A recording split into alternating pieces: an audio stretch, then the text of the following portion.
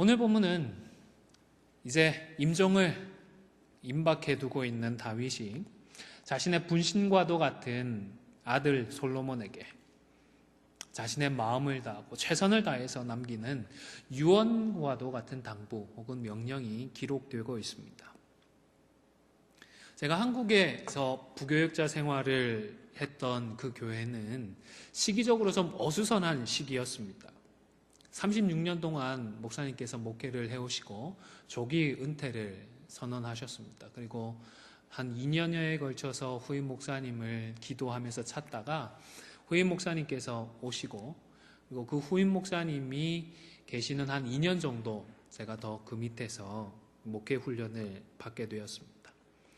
네, 제가 그 교회에서 사역들을, 목회 훈련들을 마무리하고 미국에 나오게 되면서 마지막으로 그 담임 목사님께, 후임 목사님께 제가 미국 가면 뭘 조심해야 될까요? 라는 질문을 마지막으로 드렸습니다. 그 목사님께서 오랫동안 휴스턴에서 목회를 하고 한국으로 오신 분이라서 아무래도 미국 생활에 대해서 잘 아실 것 같아서 그렇게 여쭈었습니다. 그런데 그 목사님께서는 제 질문을 들으시고 별로 고민도 하지 않으시고 곧장 이렇게 조언해 주셨습니다. 목사들 조심해라. 언뜻 처음 듣고 그게 무슨 소리인지 납득이 이해가 되지 않아서 참 당황을 했습니다. 그랬더니 그 당황해하는 저의 마음을 눈치채셨는지 그 목사님께서 미국에는 이상한 목사들이 하도 많으니까 그런 이상한 목사들 조심하라는 말이다 라고 부연까지 해주셨습니다. 이처럼 보통은 마지막 순간이 되면 그저 의미 없는 말, 그냥 입에 발린 얘기를 하고 끝내지는 않는 것 같습니다. 특히나 사랑하는 사람에게, 또 애정이 깊은 사람에게는 어떻습니까? 내가 할 수 있는 최선을 다해서 뭔가를 남겨주고자 하기 마련입니다. 아마 모르긴 몰라도 이 담임 목사님도 이민 목회를 하시면서 이상한 목사님들 때문에 꽤 고생을 많이 하셨던 것이 아닌가 싶습니다. 그리고 사실 목사뿐이겠습니까? 이상한 장로들도 많고 이상한 성도들도 참 많은 것 같습니다. 심지어 목사가 이렇다 저렇다라며 막 입에 거품을 물어가며 비판을 하면서도, 그렇게 울분을 토하면서도 정작 자신도 그에 못지않게 거짓을 행하는 분들도 어린 나이지만 솔직히 저도 꽤 많이 보았습니다. 다시 본문으로 돌아가겠습니다. 오늘 본문에서 생의 마지막 순간에 다윗은 아들에게 무슨 말을 남기죠? 어떤 당부를 하고 있나요? 또 우리는 그 사실을 접하면서 어떤 교훈을 받아야 할까요? 2절 말씀을 보니까 다윗이 솔로몬에게 힘써 어떤 사람이 되라고요? 대장부가 되라. 대장부가 되라고 교훈하는 것을 볼 수 있습니다. 이 구절 히브리어를 직역을 하면 너는 강하게 되어라. 그리고 남자가 되어라 라는 의미라고 합니다. 일견 다윗의 이런 당부가 이해도 되는 것이, 학자들에 따르면 솔로몬이 즉위할 당시에 그의 나이가 14살이나 12살 정도가 되지 않았나 추정을 합니다. 이견들이 좀 있지만 전체를 종합하더라도 최대한도로 볼 때에 20살은 넘지 않았다라고 생각을 합니다. 이번에 대통령이 된 트럼프가 몇 살이죠? 70살이라고 합니다. 그리고 이전 대통령 오바마도 젊은 나이에 대통령이 되었는데 대통령이 되었을 때에 47살이었습니다. 미국 역사상 최연소 대통령이 루즈벨트 대통령이라고 그러죠. 선거로 당선된 것은 아니고 취임을 하게 되었는데 취임 당시의 나이가 42살이었다고 합니다. 42살, 47살 해도 한 나라를 다스리는 데에 이게 과연 너무 젊어서 좀 이 부족함이 있지 않을까라는 생각도 들 수 있는데, 불과 20살도 되지 않은, 어떻게 보면 완전 핵병아리죠. 그런 아이가, 그런 청년이 한 나라를 다스리게 되었으니 다윗이 아니라 그 누가 보더라도 걱정이 되고 염려가 되었을 것 같습니다. 그래서 죽음을 앞둔 순간에도 다윗은 솔로몬을 향하여서 힘써 대장부가 되라고 유언을 남겼던 것입니다. 그러나 단지 솔로몬이 어렸기 때문에 마음을 강하게 해서 곧 다가올 부친의 그 죽음도 담담하게 이겨내고 왕위도 굳건하게 지켜나가라고 권면하는 것으로 보기에는 부족함이 있다 싶습니다. 왜냐하면 곧장 3절의 말씀이 이어지기 때문입니다. 3절을 보시면 내 하나님 여호와의 명령을 지켜 그 길로 행하여 그 법률과 계명과 율례와 증거를 모세의 율법에 기록된 대로 지키라. 그리하면 내가 무엇을 하든지 어디로 가든지 형통할지라. 아멘. 이 말씀까지 고려하면 그저 남자가 되고 강력한 왕권을 유지해 나가는 그런 일을 감당해라는 정도의 권면이 아니라 어떻습니까?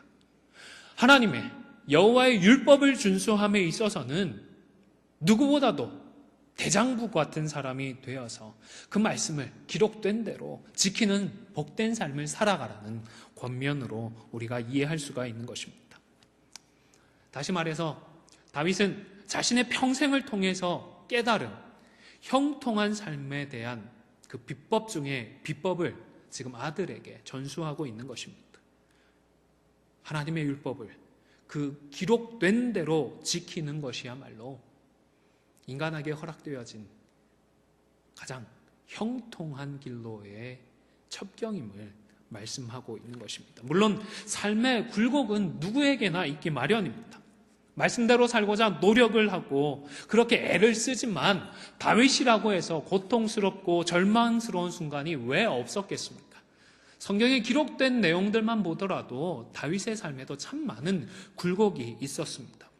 그럼에도 불구하고 다윗은 하나님의 말씀에 순종할 때에 그때에는 결단코 형통하다라는 이 사실만큼은 자신의 후계자인 솔로몬이 마음에 새겨두기를 간절히 소망하고 있었던 것입니다. 왜입니까? 아마도 다윗은 자신의 인생의 내리막길은 이런저런 이유들이 있겠지만 무엇보다 자신의 불순종이나 혹은 율법 준수에 대한 의심에서 비롯되었다는 사실을 자각했기 때문일 것입니다. 그리고 설령 자신의 잘못에서 기인한 그러한 내리막길이라고 하더라도 뉘우치고 돌이켜서 율법을 준수하고 하나님을 의지할 때에 하나님께서는 회복 주시더라는 사실을 그는 경험했기 때문입니다. 하나님께서 다시금 신원해 주신다는 사실을 경험적으로 알고 있었던 것입니다. 그리고 무엇보다 자신에게 주신 하나님의 말씀에 대한 확신을 가졌습니다. 말씀을 주신 하나님을 신뢰하고 있었습니다. 4절입니다. 여호와께서 내 일에 대하여 말씀하시기를 만일 내 자손들이 그들의 길을 삼가 마음을 다하고 성품을 다하여 진실이 내 앞에서 행하면 이스라엘 왕위를 오를 사람이 내게서 끊어지지 아니하리라 하신 말씀을 확실히 이루게 하시리라. 다윗은 하나님의 이 약속의 말씀을 붙들고 하나님께서 어떻게든 우리가 언약 안에 거하면 말씀을 준수하면 이 약속을 지켜주실 것이라는 믿음이 있었던 것입니다. 이 같은 하나님의 말씀의 성취를 위해서라도 율법을 따르는 솔로몬의 삶에도 하나님은 자신에게 허락해 주셨던 그 형통의 복을 허락해 주실 줄로 믿었던 것입니다. 이민 생활을 해오시고 지금까지 신앙 생활을 해오시면서 여러분의 마음은 어떤 확신이 있으십니까? 우리 앞서 믿음의 길을 걸어갔던 다윗이 고백하는 이 믿음의 고백에 아마도 동의하실 줄로 압니다. 이 시간 다윗의 마음을 기억하며 우리도 함께 고백해 보면 좋겠습니다. 따라해 보실까요? 여호와의 명령을 지키겠습니다. 네, 감사합니다. 여호와의 길을 행하겠습니다. 기록된 대로 지키겠습니다. 아멘입니다. 네, 그리고 그렇게 하면 무엇을 하든지 어디로 가든지 힘들고 어려운 자리로 나아가게 될지라도 하나님께서 형통케 하시는 복을 우리가 누리게 될 줄로 저는 확신합니다. 두 번째로 다윗의 유언에 담긴 또 다른 하나의 당부는 바로 경험하고 있는 은원 관계들을 꼭 기억하라는 것이었습니다.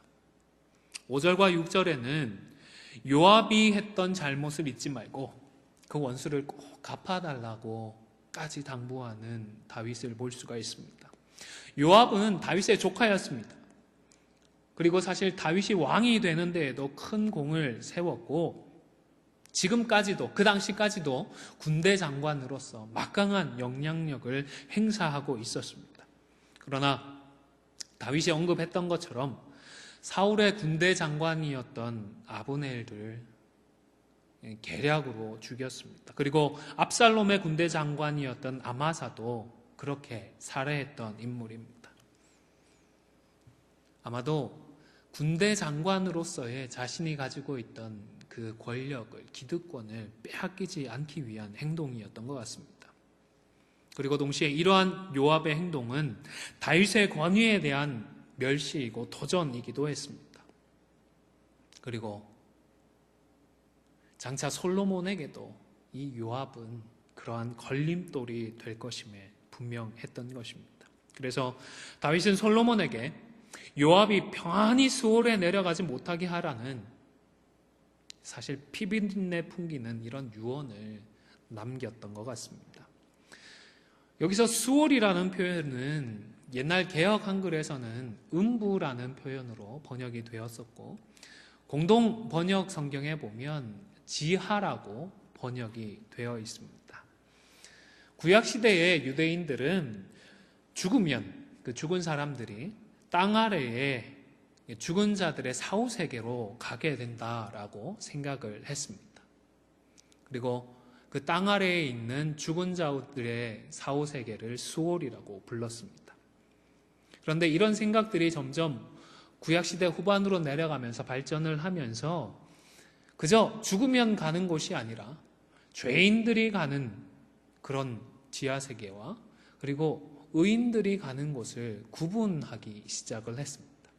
그리고 마침내 천국과 지옥이라고 하는 개념을 형성하게 이르렀던 것입니다.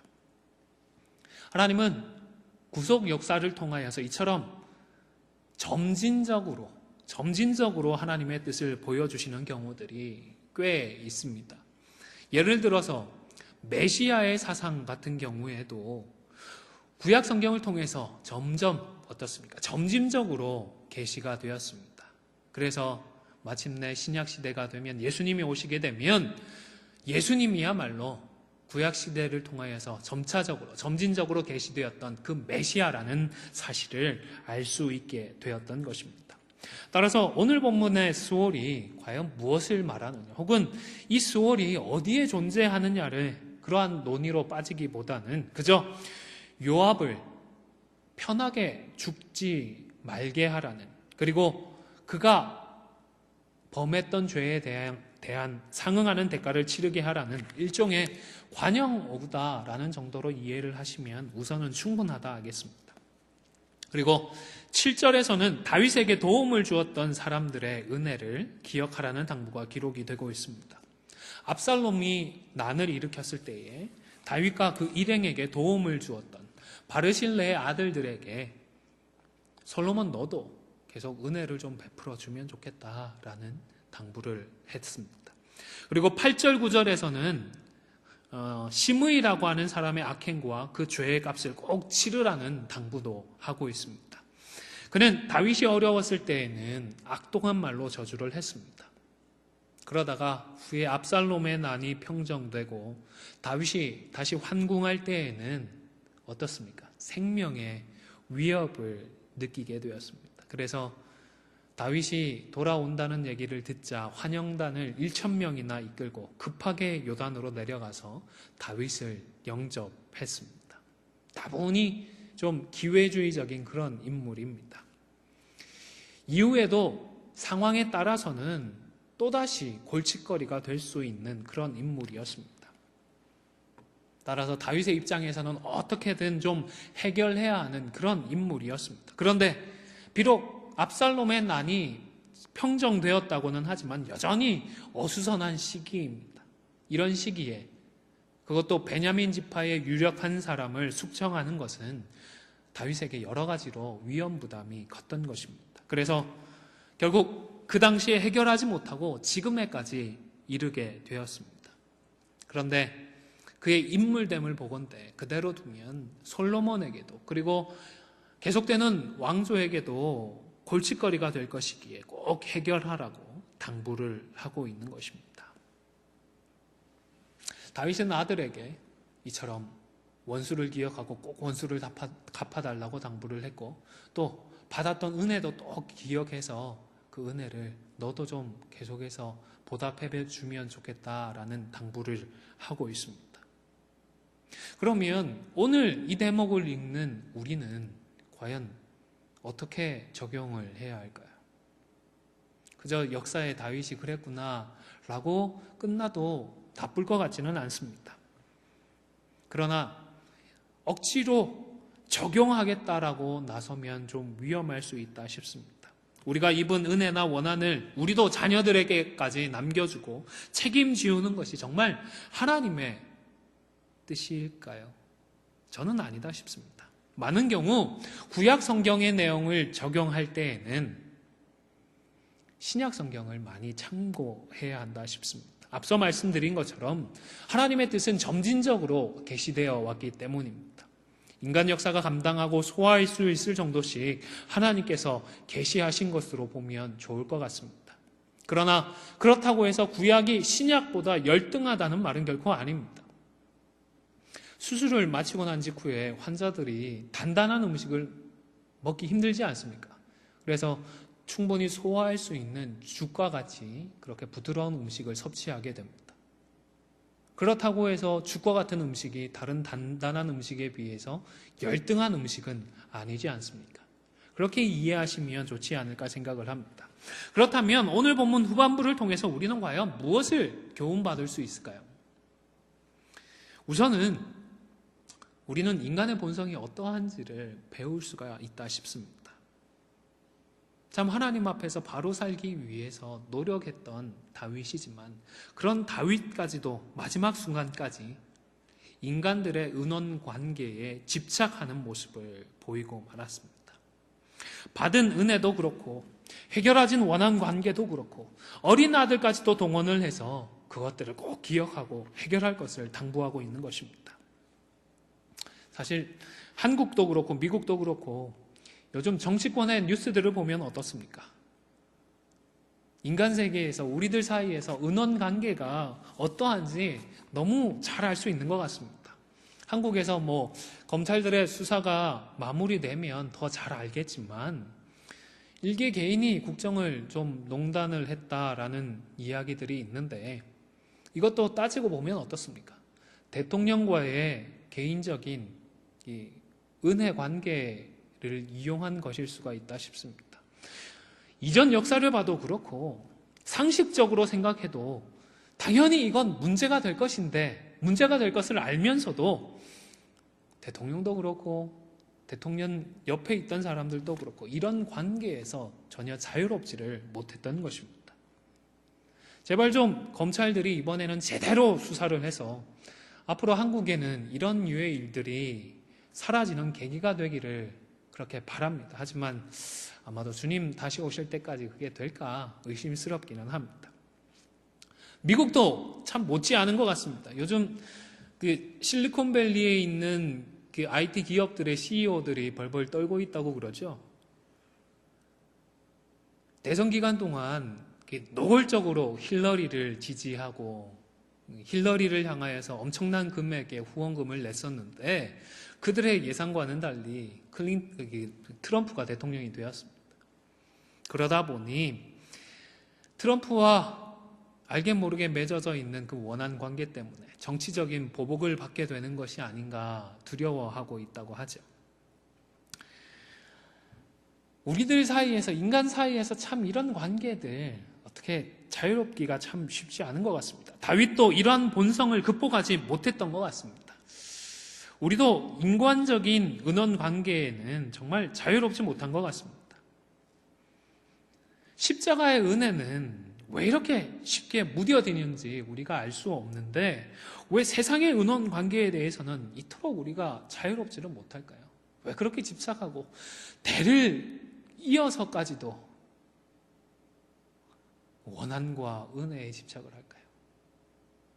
한국에도 뭐 그런 거 있지 않습니까? 뭐 아버지의 원수를 갚으러 왔다 이런 얘기들 종종 하지 않습니까? 아들이 갑자기 누구 앞에 나타나서 우리 아버지의 원수를 내가 갚으러 왔다. 오죽하면 그랬을까 싶습니다. 그러나 우리는 우리 옛사람의 이러한 본성을 극복해야 합니다. 극복할 수 있습니다. 나한테 잘못한 사람들 용서할 수 있고요. 그들을 품을 수 있습니다. 에베소서 4장 23절, 24절 말씀을 같이 한번 읽겠습니다. 시작. 오직 심령으로 새롭게 되어 하나님을 따라 의와 진리의 거룩함으로 지으심을 받은 새 사람을 입어라. 새 사람을 입어야 합니다. 새 사람을 입으면 우리도 이러한 은원 관계로부터 자유로울 수 있고 자유롭게 하나님의 뜻을 이루어갈 수가 있는 것입니다. 약하고 악한 본성에 끌려다니지 말고 말씀대로 새롭게 되어서 새 사람을 입고 하나님의 뜻을 이루어가기를 소원하십시오. 기도하십시다. 우리는 성령의 시대에 살고 있기 때문에 옛사람의 모습을 성령의 능력으로 극복할 수가 있는 것입니다. 자, 그렇다면 먼저 우리가 맺게 되어지는 원한에 대해서는 어떻게 해야 하겠습니까? 나를 힘들게 만들고 나를 고통스럽게 만드는 사람들을 향한 분한 마음들, 억한 심정들, 사실 그 자체는 어떻게 할 수가 없다 싶습니다. 싫은데 어떡하겠습니까? 미운 마음이 생기는 것 그 자체를 어떡하겠습니까? 사도 바울도 이 사실을 부정하지 않았습니다. 잘 알았던 것 같습니다. 그래서 바울은 계속해서 권면하죠. 바울은 분내지 말라고 권면하지 않았습니다. 내가 안 하겠다고 안 할 수 있는 것도 아니고 내가 또 분을 내야겠다고 그닥 분이 나는 것도 아니기 때문입니다. 대신 바울은 분한 마음이 생겼을 때에 그 마음이 생기고 난 이후에 우리가 어떻게 해야 할지에 대해서 권면을 합니다. 25절로 27절 말씀입니다. 같이 읽겠습니다. 시작. 그런즉 거짓을 버리고 각각 그 이웃으로 더불어 참된 것을 말하라. 이는 우리가 서로 지체가 됨이니라. 분을 내어도 죄를 짓지 말며 해가 지도록 분을 품지 말고 마귀로 틈을 타지 못하게 하라. 아멘. 내가 싫다, 내가 억울하다 하는 것이 그것 때문에 내가 막말을 하고 내 마음대로 악을 행하는 것을 결코 정당화하지는 않습니다. 내가 당한 것은 내가 당한 것이고 그럼에도 불구하고 우리는 어떻습니까? 거짓을 버리고 참된 것을 말해야 하는 것입니다. 사랑하는 성도 여러분, 나를 힘들게 만드는 누군가 때문에 우리까지도 하나님 앞에서 죄를 짓는 일은 없도록 조심하실 수 있기를 바랍니다. 내가 억울하다고 해서 혹은 나의 원한 관계 때문에 내 마음에 마귀가 틈타지 않도록 우리의 마음을 지키고 경계하시기를 바랍니다. 그리고 더 나아가서 우리의 마음이 일단 흔들리고 나면 이 말씀을 붙들고 지키기가 참 쉽지 않지만 더 나아가서 예수님의 가르침을 기억하실 수 있기를 바랍니다. 마태복음 18장입니다. 그때 베드로가 나와 이르되 주여 형제가 내게 죄를 범하면 몇 번이나 용서하여 주리이까 7번까지 하오리이까 예수께서 이르시되 내게 이르노니 7번뿐 아니라 7번을 70번까지라도 할지니라. 예수님께서 우리에게 베풀어 주신 그 갚을 길 없는 사랑을 기억하면서 주님의 이 말씀처럼 우리에게 죄를 범한 형제까지도 용서하는 저와 여러분이 되실 수 있기를 바랍니다. 다음으로 우리가 받은 은혜들은 어떻게 해야 할까요? 누군가 내게 베풀어 준 귀한 사랑은 어떻게 해야 할까요? 이건 잘 잊어버리기보다는 그래도 잘 기억하는 것이 좋겠다 싶습니다. 그런데 은혜를 베풀어준 그 사람에게만 그저 보답하고 그것으로 끝내는 것은 부족하다 싶습니다. 오히려 더 적극적일 필요가 있다 싶습니다. 내가 받은 은혜와 사랑은 기억하면서 한번 따라해 보시겠습니까? 흘려보내자. 흘려보내자. 네. 내가 움켜쥐어지는 것이 아니라 그 사랑을 이제는 또 다른 사람들에게, 물론 내게 베풀어 주신 그분에게도 기도하면서 보답을 해야 되겠지만 그 관계에 없었던 사람들에게까지도 그 은혜와 사랑을 흘려보낼 수 있는 믿음의 사람들이 되실 수 있기를 바랍니다. 비록 내가 어려울 때에 내게 달러 한 장도 도와주지 않았더라도 이미 내가 받았던 그 은혜들을, 그 사랑들을 기억하면서 동일하게 그 사랑과 은혜가 필요한 사람들에게 베풀자는 것입니다. 얼마 전에 우리 담임 목사님께서 설교하실 때에 언급하셨던 한 부부의 일화를 기억하실 줄로 압니다. 사업이 잘 안 돼서 너무너무 힘들 때에 교회에서 성도들이 쌀도 주고 음식도 주고 하면서 한 2년여를 버텼다고 합니다. 그리고 결국 재기를 했습니다. 그래서 어떻게 했죠? 나를 도와주었던 교회와 성도들에게 보답하는 것만으로 끝내지 않았습니다. 어떻게 했죠? 부부가 다짐을 했다고 그러죠. 생면부지의 사람이 와도 밥을 같이 먹자고 하면 기꺼이 함께 식탁을 같이 하는 일을 하기로 결단을 했다고 하죠. 은혜를 보답하고 나누는 삶의 좋은 예일 것 같습니다.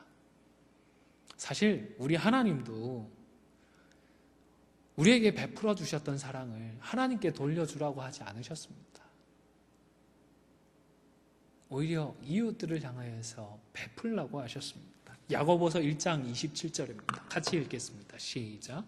하나님 아버지 앞에서 정결하고 더러움이 없는 경건은 곧 고아와 과부를 그 환난 중에 돌아보고 또 자기를 지켜 세속에 물들지 아니하는 그것이니라. 아멘. 그러니까 우리를 사랑하시는 하나님을 위한다는 것은 그저 하나님 사랑합니다, 하나님 제가 가진 이 물질들 주신 것들 구별해서 하나님 앞에 드립니다, 이 정도로 그치는 것이 아니라는 것입니다. 오히려 도움이 필요한 우리 주변의 약자들을 돌아보고 뿐만 아니라 우리 자신을 지켜서 세속에 물들지 않도록 하는 것이 바로 하나님을 위하는 것이라는 사실입니다. 다시 말해서 우리가 이미 받은 사랑과 은혜는 그것들이 필요한 또 다른 사람에게 흘려 보내야 한다는 것입니다. 생명수의 강수가 마르지 않고 그것들을 흘려보내는 통로로 우리는 살아야 하는 것입니다. 오늘의 우리가 있기까지 우리가 일일이 기억하지 못하는 많은 형제 자매들의 도움이 있었습니다. 무엇보다 우리는 십자가의 그 은혜를 받은 사람들입니다. 그런데 아직도 뭔가를 더 가지고자, 더 움켜쥐고자 발버둥치고 있지는 않은지 모르겠습니다. 뭔가 더 거창한 것으로 우리 자신과 교회를 채우고자 하는 것은 아닐까요? 사랑하는 성도 여러분, 흘려보내야 합니다. 놓아버려야 합니다. 나누어야 합니다. 통로로 살아야 합니다. 이것이 바로 받은 사랑과 은혜를 기억하는 새 사람의 태도인 것입니다. 이제 말씀을 마무리하고자 합니다. 오늘 다윗의 유언을 통해서 여러분은 무엇을 기억하기를 원하십니까? 무엇보다 하나님의 말씀을 기록된 그대로 지키는 대장부가 되기로 결단하실 수 있기를 바랍니다. 소원하며 기도하실 수 있기를 바랍니다. 그리고 지금까지 살아오면서 우리가 맺은 은원 관계에 대해서도 성경적으로 좀 더 해답을 찾아 나가는 저와 여러분이 되실 수 있기를 바랍니다. 우리 말씀을 기억하며 잠시 합심해서 기도했으면 좋겠습니다. 첫 번째로, 하나님, 우리도 말씀을 기록된 대로 지키며 살아가는 영적인 대장부가 되게 하여 주시옵소서 기도하겠습니다. 아울러 하나님, 성령의 기름 부음을 허락하셔서 이 땅에서 맺는 은원 관계들을 성경적으로 해결하며 또 하나님 앞에서 참된 증인으로 살아가는 저희들 되게 하여 주시옵소서. 잠시 소원하며 기도하겠습니다. 참 좋으신 하나님, 감사합니다. 아버지 하나님, 하나님의 말씀을 무엇보다 기록된 대로 지키는 데에 참으로 대장부가 되는 저희들 되게 하시기를 간절히 소원합니다. 땅을 살아가며 하나님의 말씀을 기록된 대로 붙들고 순종하며 살아가기에 참 망설여지고 고민을 하는 저희들입니다. 주님 불쌍히 여겨주시옵소서. 눈앞의 이익을 위하여 말씀된 대로 기록된 대로 그 말씀을 부정하고 순종하지 못하는 우리들 되지 않도록 지켜주시기를 간절히 소원합니다. 무엇보다 기록된 대로 그 말씀을 지켜나가는 자들에게 하나님께서 형통의 복을 허락하시는 줄을 믿고 기억하며 허락하신 그 말씀대로 기록된 대로 지키며 살아가는 저희들 되게 하여 주시기를 간절히 바라고 소원합니다. 내 소원, 내 뜻, 내 희망대로 살아가기 위해서 발버둥 치는 것이 아니라 주신 말씀대로 그 말씀을 기록된 대로 지키기 위하여 수고하고 애쓰는 저희들 되게 하여 주시기를 간절히 바라고 소원합니다. 특별히 우리 10년 가운데 성령의 기름 부음을 허락하여 주시기를 간절히 바라고 소원합니다. 우리의 힘으로 옛사람의 소욕을 떨쳐버리기가 너무나도 어려움을 주님 기억합니다. 성령의 기름 부음을 허락하시어서 새 사람을 입는 저희들 되어지게 하여 주시옵소서. 새 사람을 입어 이 땅 가운데서 은원 관계들을 성경적으로 해결해 나가는 저희들 되어지게 하여 주시옵소서. 이런 관계들로부터 참 자유하지 못하는 저희들을 불쌍히 여겨주시옵소서. 하나님, 성경적으로 하나님의 뜻대로 이 관계들을 해결하며 무엇보다 하나님께서 우리에게 베풀어 주셨던 그 십자가의 은혜만큼은 망각하지 않는 저희들 되어질 수 있도록 인도하여 주시옵소서. 우리가 생을 마감하는 그 순간에 자녀들을 향하여서 무엇보다 하나님께서 내게 베풀어 주신 그 은혜만큼은 꼭 기억하라고 당부하는 저희들 되어질 수 있도록 주님 인도하여 주시고 붙들어 주시기를 간절히 바라고 소원합니다. 지금은 우리 주 예수 그리스도의 은혜와 아버지 하나님의 크신 사랑과 성령의 교통하심이 말씀을 기록된 대로 지키며 하나님의 허락하시는 형통한 삶을 살아가기로 소원하는 우리 안디옥 교회 성도들 머리머리 위에 지금부터 영원토록 항상 함께 있을지어다. 아멘.